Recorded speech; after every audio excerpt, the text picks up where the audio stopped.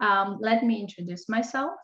My name is Anna Pushveta, and I am clinical manager in Exotech company, and having wonderful clinical team also with great physiotherapists out there. And today I want to talk with you about the motor learning and motor control in regards to new technologies, robotics, and how can we use those in the clinical setting, and share some experience here from physios in Poland. Okay, great. So I guess we can start slowly. So let me share my screen and share today's presentation and start with the beginning. Also, you can let me know if you can see the presentation, if everything is fine, and if we are ready to start. Good. Yeah, everyone sees the presentation? Let me know on chat, and we will be starting in a second. Okay, perfect. Yeah, good to know that everything is perfect. You can write down also what country are you from, because I see some nice last names that can be from far, far away, which is great, obviously. All right. Oh, Latvia sounds great. All right, so let's start today's meeting in regards to motor learning and how this supports the process of neurorehabilitation, how robotics with EMG do that. So obviously the motor control is a huge topic, and this is something that we're not going to discuss today as a whole, but we're just going to jump real quickly to some definition of motor control, motor learning. So as you know, the motor control is the ability to regulate or direct the mechanism essential to movement. And obviously, we know that the central nervous system is responsible to organize all those tiny or big muscles and coordinate this all in functional movement. And in regards to motor learning, we usually say that it's all about skill acquisition, but also to maintaining this skill, right?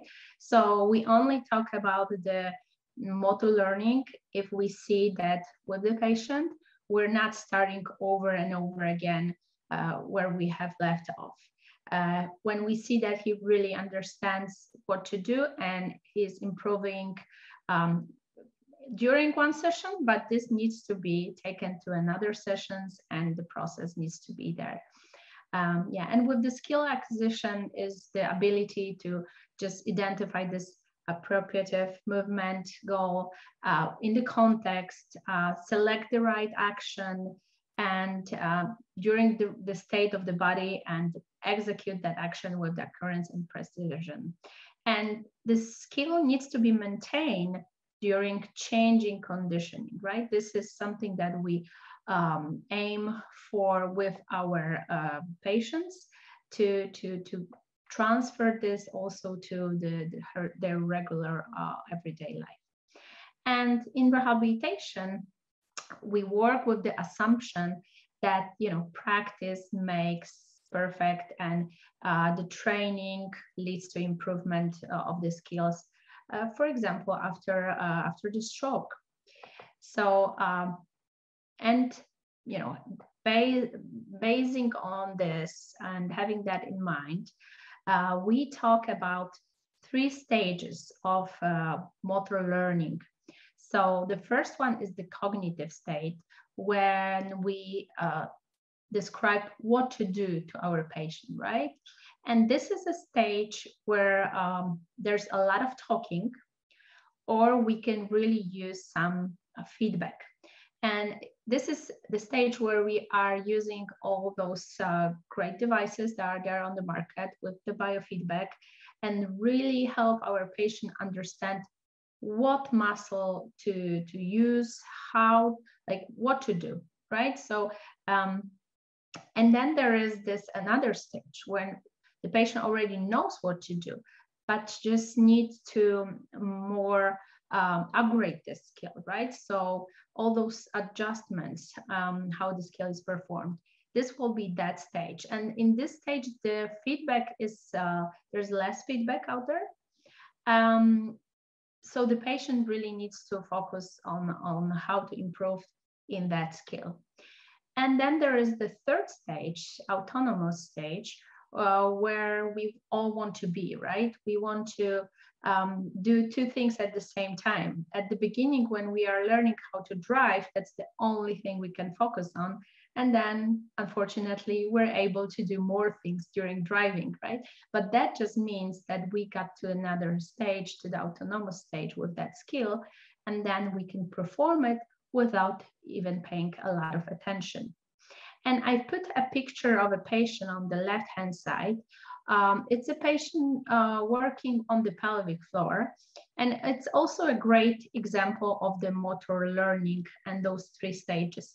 Because with the pelvic floor, we use those internal electrodes to tell the patient how to contract the muscle, right? So what to do with those muscles. And the patient really needs to understand what's going on, right? To really feel what is the pelvic floor and contract it. And then she sees that on the screen that, yes, I'm doing the right thing. But then we go to another stage where we want to improve that contraction. We want to make it longer or quicker or relaxed in the middle, right? So we teach a patient to improve that skill. And then there is this third stage where we don't really want our patient to think about the pelvic floor. For example, when she sneezes or when she grabs something heavy, those muscles needs to automatically contract and help her with the movement. And yeah, and with the surface EMG as a feedback here, that works quite good. And then there's always concern how to teach your patient, right? Should we start with the whole movement right away? Should we divide that in the section? How to divide this into the sections? So obviously it depends, but we can divide it to two separate things. First of all, if it's a simple task or is a high complexity task. The high complexity task, we will probably try to cut into the pieces, not really artificially, but just in a, you know, we need to think how to cut this movement into parts.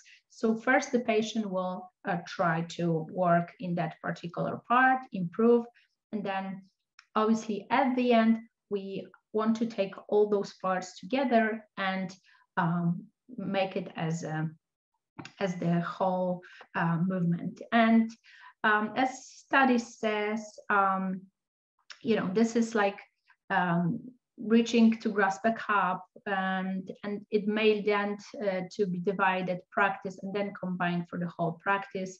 And because there are clearly seen segments that can be divided and then put together as whole. Great. So there are ways of simplifying the task. So one is already the one that I mentioned, which is the task that we are actually putting it into the segments and have it as a part. The second one is simplification, where we are reducing the different part of the task.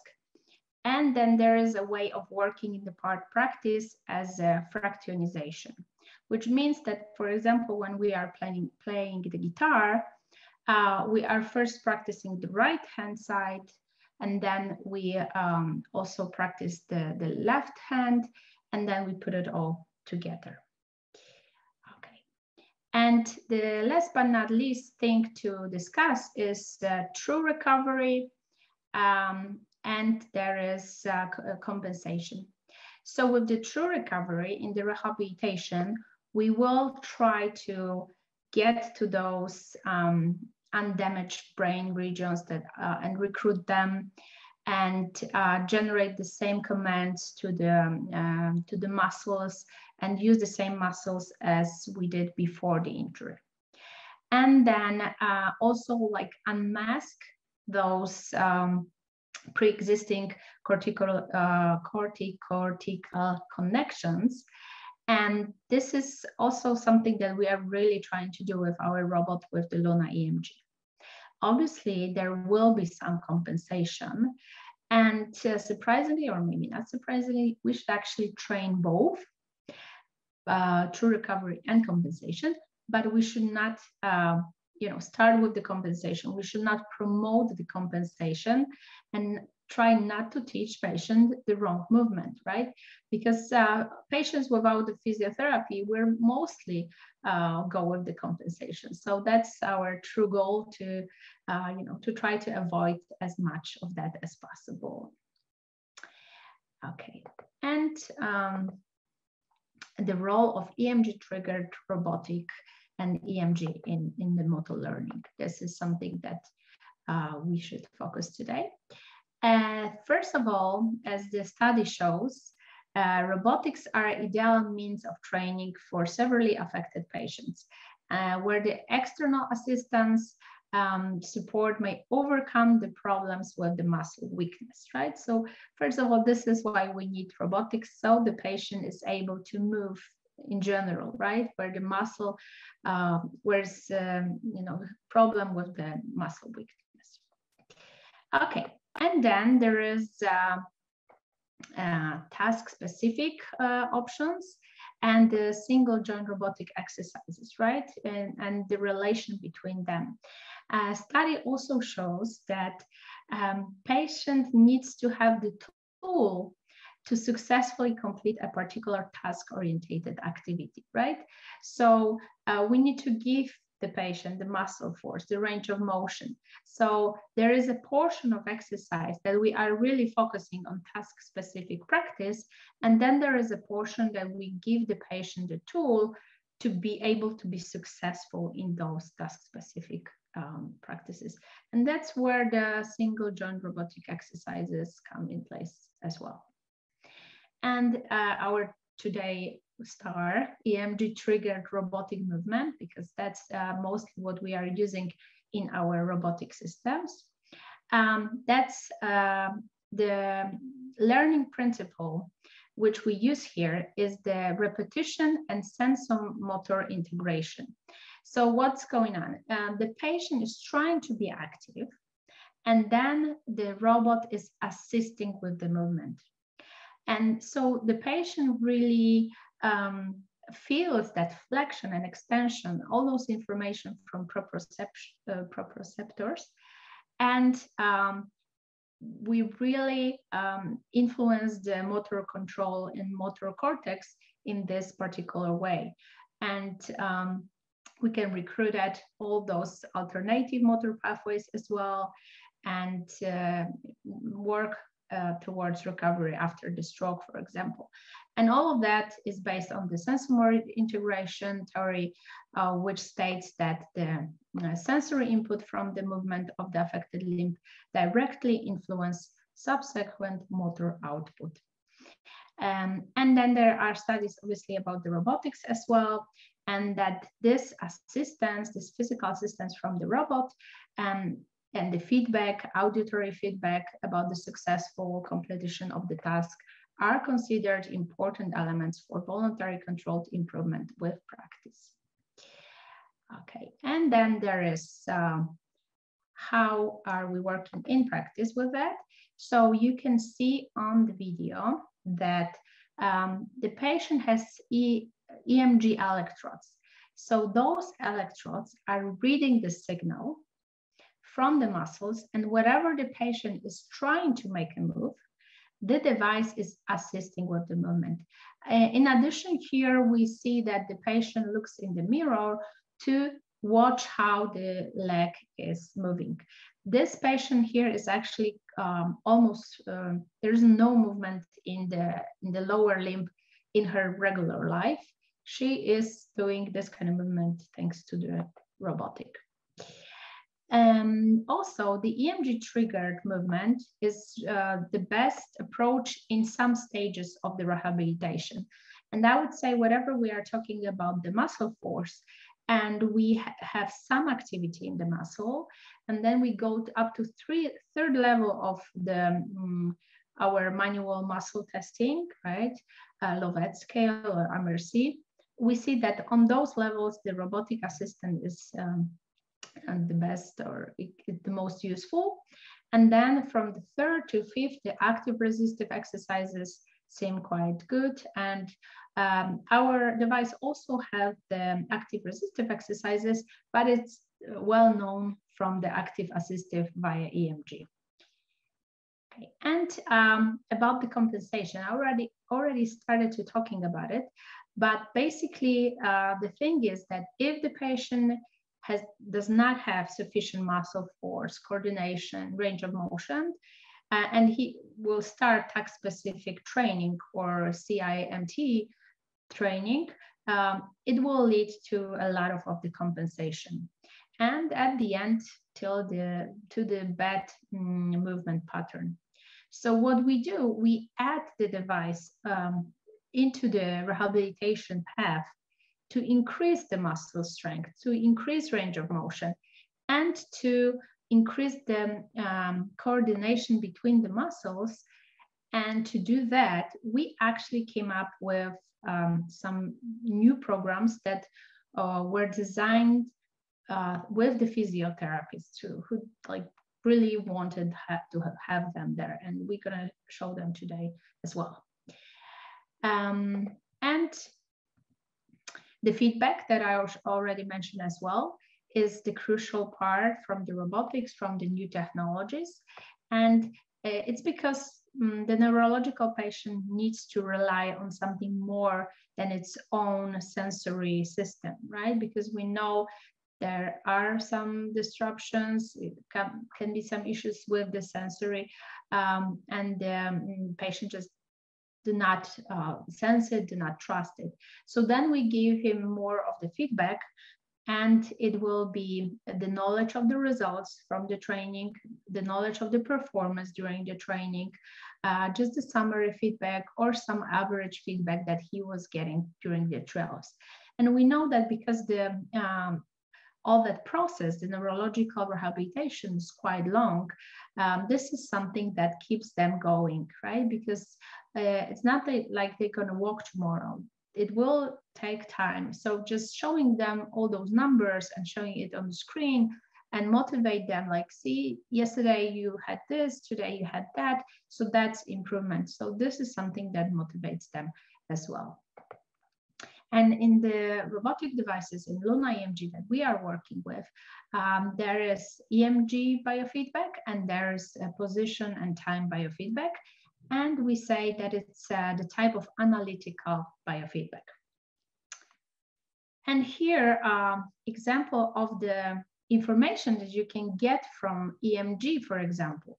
Like when you look at the movement, it's not really bad, right? It seems okay. Then we can clearly see that there is twice that much activity of the red channel, which is the right-hand side, comparing to the left channel. So there is some hyperactivity on this side, and this might lead to some symptoms, and in that case was that as well. So this is something that we can really analyze the performance and also get the feedback for the patient, for us, how to do it better, where to relax, where to activate it even more.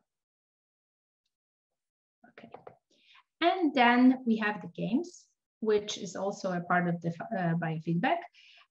Since for some patients, just the lines or the simple biofeedback will be perfect because it's not too much information at the same time. Then for some patients, it will be obviously for the longer term boring. So we add the games, and we really want to engage the patient and make him or her, be satisfied and motivated. So just summarizing that, the linkage from robotics to the motor learning, we see this in the segmentation of the movement. So really made it to make it more simple, so the patient are not frustrated that they cannot right away reach for the cup, but they will see that they can make really with the assistance of the robot some movements, and it will make them go further. We also are reducing the degrees of freedom. So at the beginning, it's not that complicated. There are not that many ways to perform the movement. We just simplified it. Obviously, we are talking about the motivation of the patient and providing various feedback for them. For example, the clinic from Schweinfurt point out also some other things in regards to Luna EMG training, that from their perspective, besides the external biofeedback, they also see this intensive activity of the patient, all those repetition, the positive reinforcements, and performance limits, right? That they really can push their patient further, and with the help of the device, it's actually possible to do that, right? And let me show you some of the example of the trainings. So Emg Biofeedback training. Here in Katowice, we have this clinic that is working, for example, with amputee patients. And they are also using our device with the EMG to train those patients, because both of those patients that you can see here were actually getting ready to receive the prosthesis, which is guided with the EMG. So first they were training on Luna, and with all those documentation from the device that they are actually doing quite good with the Emg biofeedback and things like that, they went to the court, to the insurance, and they just asked for this kind of prosthesis, and it was bought to them. And then we have one channel EMG triggered assisted movement that I already showed you on the first patient was lying on the table. And here you can see there is a patient with some paresis of the peripheral nerves. And the clinic here is using EMG device in a very nice and creative way. The patient, when he entered the clinic, he was also almost flaccid. He could not walk. He only used the wheelchair. And here is a training after 2 months. This is his almost the last training. And here he is activating his rectus femoris for working with the flexion. And now he is working with the tibialis anterior, with his foot. So all those parts of the walking, he is first trying to go with Luna on that. So here you can see that they put the walking to parts, and we're trying to work on Luna first, and then actually improved. And then right now the patient is able to walk with only one crutch. So yeah, and here you can see some reports after the training.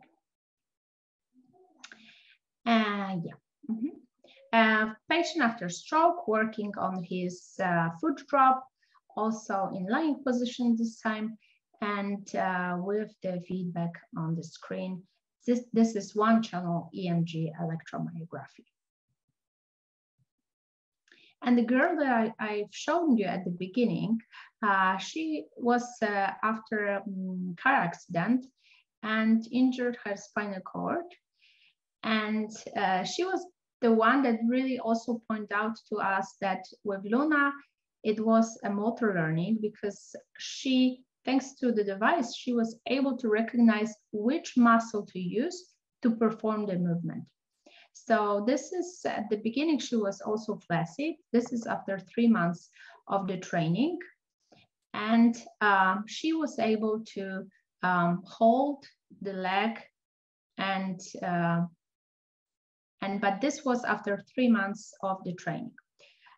Before I showed you how she was working in the lying, but she was also working in the sitting position, also towards extension, and this led her to better outcomes.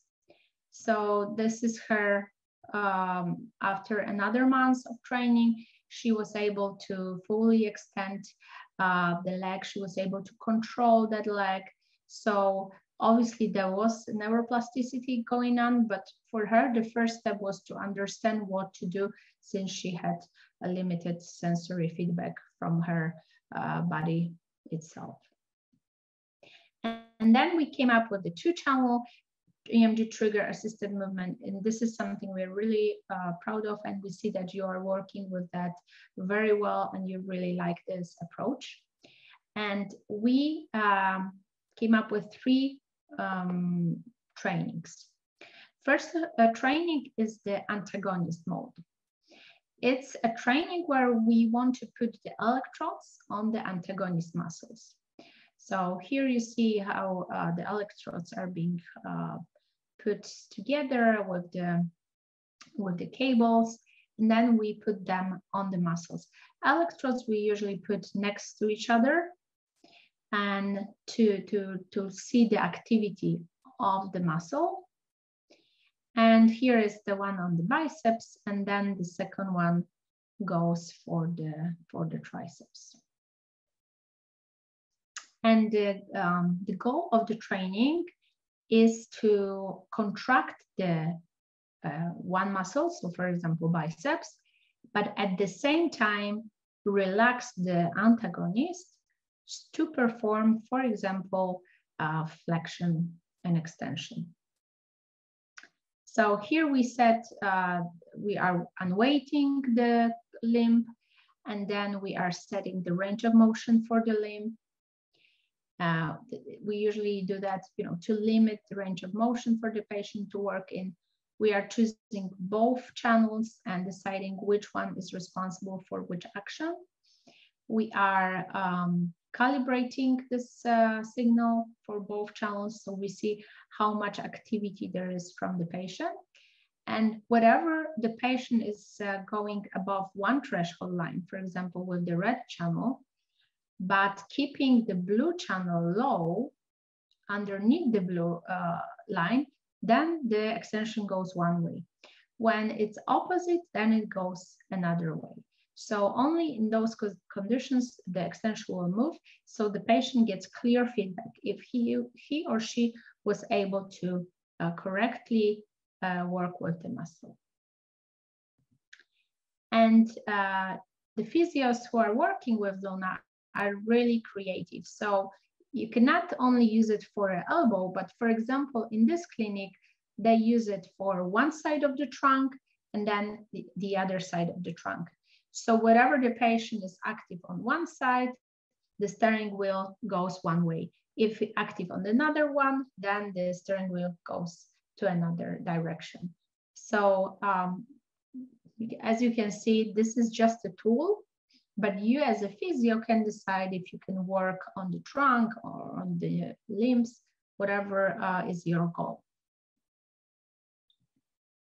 And then there is a second one, we call it Antagonist Mode, that we put electrodes on the muscles that are actually agonists. So in this example, we are using the deltoideus muscle and we are using the trunk muscles, because why not? And that means that we will have to activate both channels for the extension to actively move, right? So that means that in this program, the patient needs to activate the trunk, needs to activate the limb, and relax the limb so it will go down, right? So we are training so the patient is active in the trunk and in the limb. And we are using the same program, just using the different way of using the same program, but just for agonist muscles. And we are also calibrating, and whatever a patient, now he needs to or she needs to be over both lines, so the extension will go up, and then at least one channel needs to relax, so it will go down. So this is one of the most favorite extension when you're working with the shoulder extension, really popular after the stroke. So you can work like that, and then you know that the patient is active into the trunk and into the extension of the arm. Okay. And then let's, an example of that.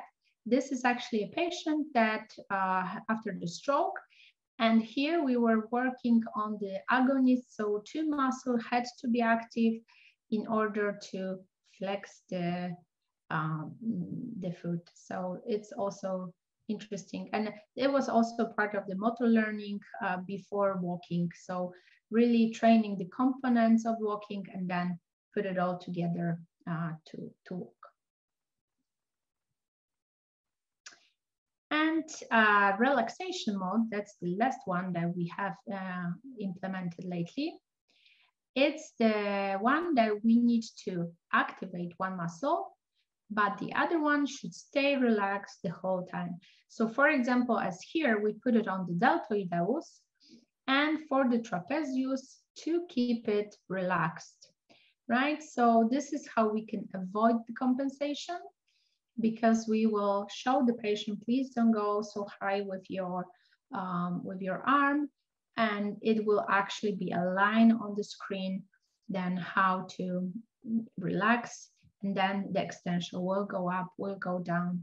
And on the software, you can see it's all the same settings. We are setting the range of motion, we are choosing the channel, deciding which program to use, in which way, which direction, and then we start.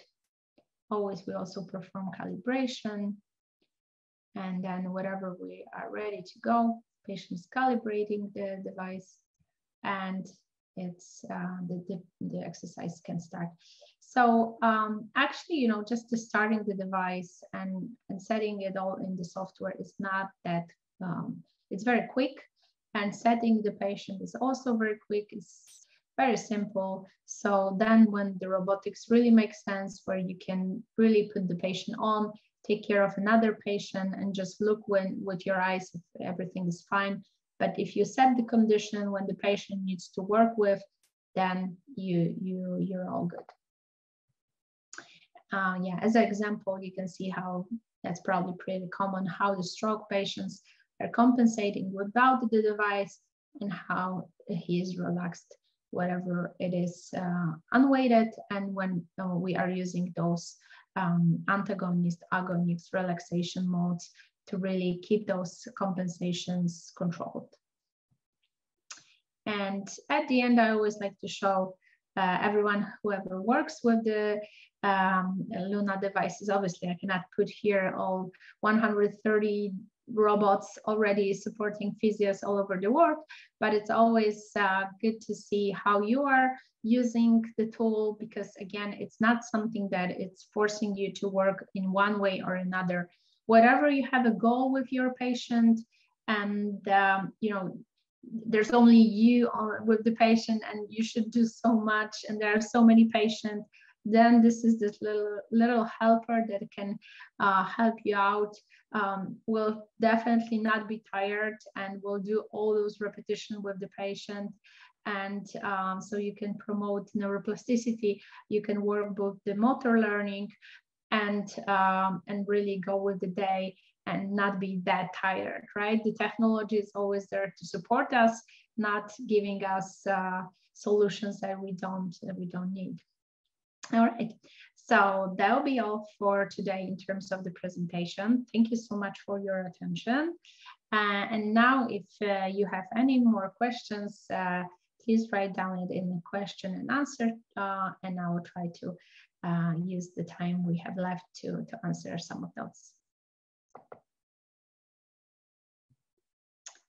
Okay, so please put it into the Q&A section.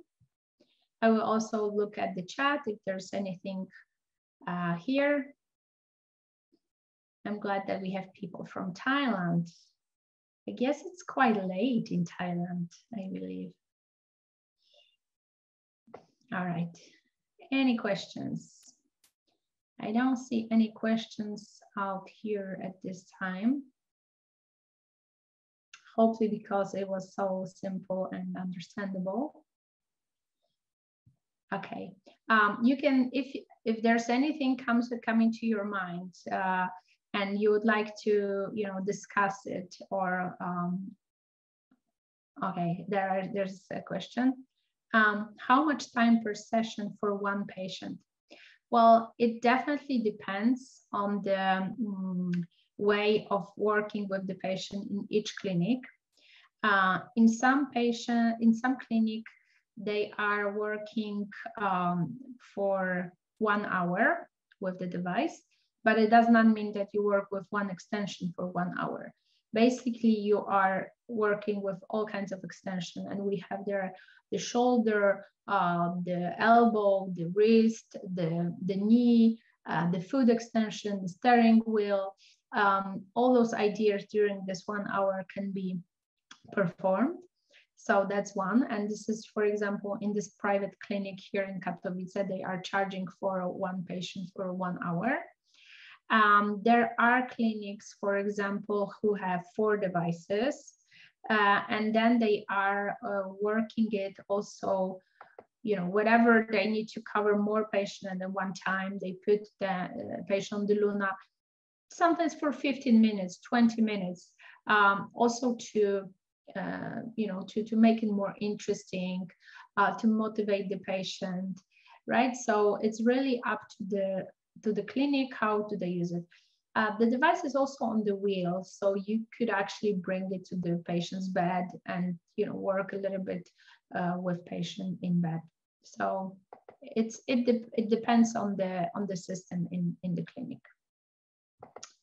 And I was also mentioning that if you would like to try the device in your clinic and see if there's a room for it in terms of, is it really helping with your patient, then you can write down to us on the email webinar@exotech.com, and we will try to arrange some trial for you or answer more of your questions.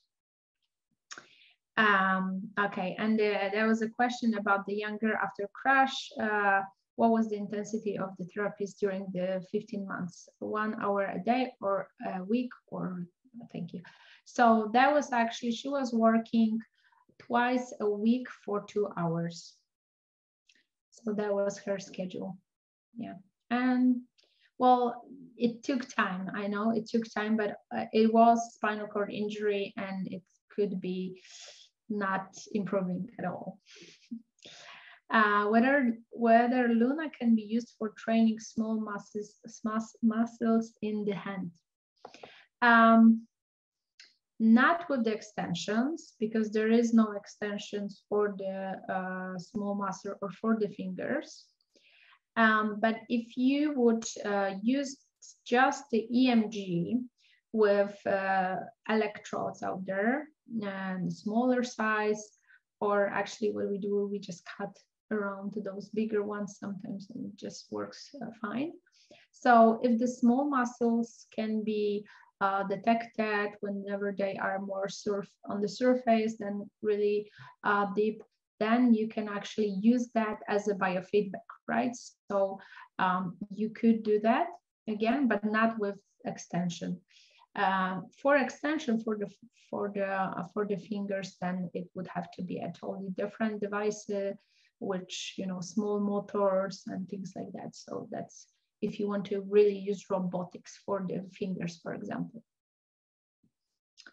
So yeah. Yeah, because sometimes people are using even EMG for training the facial muscles. Then they also use the small electrodes, and then this is how it goes. Okay, great. So again, if after the webinar, you will think, oh, well, I'm wondering about this or that, please write down. We will try to contact with you, and we will try to arrange the trial for you. You can also think about renting just device for some time, just to see how it improves work in your clinic, because we all are facing the same problems, I think, in Europe and all over the world, that there is so many different people to be treated, and not that many physios. And physios are being overwhelmed with work, being tired. So, and since the neuroplasticity say we should really repeat the same movements and all of that, yeah, let's have this robotic helping hand help us, and let's go from there. Perfect. There's one more question. I was just about to finish, but okay, let's do one last one. Could you please suggest about research that described the effect of Luna in patients with stroke? Well, I could recommend you our own research that we performed in Poland, and we focused on the lower limbs. We had a group of patients after stroke, 30 patients in the control group, 30 patients in the robotic group. And the only difference was that the robotic group had half hour of Luna instead of some other activities, because the treatment time was the same. And what we noticed definitely was that the spasticity was lower in the robotic group. It really went down very nice because of those constant repetition of the movement, some passive exercises, because with the robot you can go passive exercises, so just the robot is doing it, Emg activity exercises, so whatever we were discussing today, resistance exercises, so you can apply very small resistance and then make it higher with each session, and with the games and everything. So yeah, so we've seen the improvement in the robotic group, and we published that lately, so we can send this out to you. Yeah, and we are starting new researchers this year as well. If you also maybe there are some researchers today with us, also let me know. We are happy to collaborate. There is so many things still to discover, to see how can we perform better, because we already have the technology, but now the main question is how to use the technology the best way possible to improve our patients and help them regain the movement and go back to the life they had, or try to go back to the society. Yeah, so that'll be, and there are obviously a lot of research in regards to EMG, in regards to robotic, and this is all out there in PubMed, that it's easy to reach out. And Gabriela asked also, does this device require a lot of space? Not really. It really requires the space that you have for like a standing physio, right? Because it's on the wheels. And so it's just that. Unless you want to lay down your patient on the bed, then you just the space of the bed. So I don't know if you can see it on the left-hand side. It stays here, and plus the bed or the chair, that you can get the chair with it as well. So just the space of the device and the chair or a bed. Yeah, but Gabriela, reach out through email. We will send you some more information, how to try it in your clinic. Perfect. I think. Thank you so much for being today with me today. It was such a nice afternoon here in Poland. Hope you got some new information from the technology in rehabilitation. We're getting there. We want to support physios. We will never replace physios. It's impossible, but we really want to support them, give them the tools to make their life easier and give the tools to patients to also get better and better results. And yeah, so it's a win-win.